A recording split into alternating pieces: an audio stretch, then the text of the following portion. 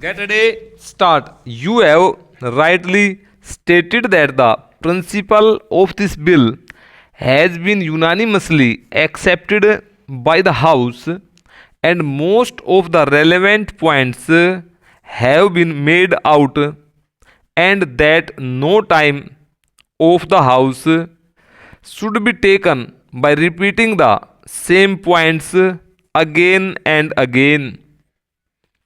One of the points on which I want to lay stress and which is being disputed again and again by the treasury benches is the question of cottage industries. Though you pointed out to them yesterday that there is provision in this bill to take into consideration the cottage industries also, and the honorable the deputy minister realized it again. There was a point raised by Mr. Sidhwa today, and the honorable speaker who was in the chair at the time said that the scope of the bill is confined only to the consideration of protection to industries as against foreign industries, that is to give protection to the indigenous industries as against imported goods, and the question of cottage industry does not come in here. The honorable deputy minister detoured this. Unless protection is given to indigenous industries, we shall not be able to develop industrially. I wholeheartedly support this proposition. I am not against it. When I speak of cottage industries, I do not for a moment I think that our country should not be developed on the same lines as the other countries in the world. I want that every villager should have the same amenities that we sitting in this house save. Every villager should have these furnitures, fittings, houses, and so on. The only thing is that the existing economy should not be disturbed and sacrificed before substitute arrangement is made.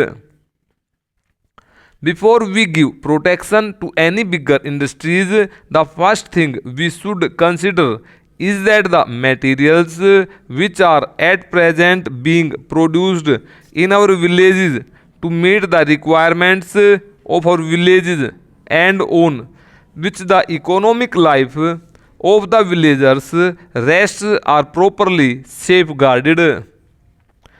We should see that we have sufficient quantity of consumer goods to meet the necessities of all people in the country, and nothing is done merely in the interest of 10% of the people at the sacrifice of existing village economy before making sure of some better substitute. I find that at the present moment our attention is confined to the amenities and requirements of a portion of the population only.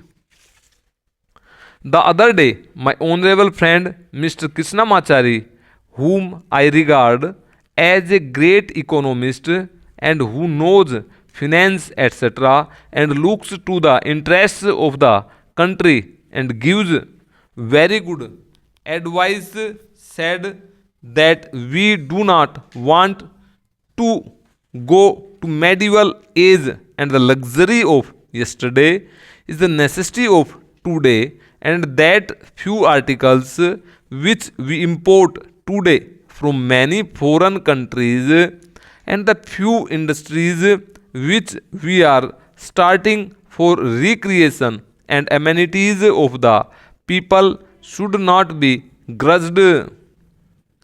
I agree with him. I do not grudge them. But looking to the condition as it is today and the circumstances, under which we are placed and over which we have no control, if we want to develop our country on the same basis as other countries have done industrially and otherwise, we do not have at our command all the necessary materials and we simply cannot do it with the speed we want. We have to depend upon others. So, at least during the transitional period, it may be that the necessities of yesterday may have to be regarded as the luxuries of today, and for some time have to take to austerity to be squarely distributed. I welcomed this bill most heartily when I went through it, but when the Deputy Minister was speaking, he probably overlooked or gave scant attention to one point. I am referring to clause 12 in regard to the reference to the Commission on matters arising out of protection.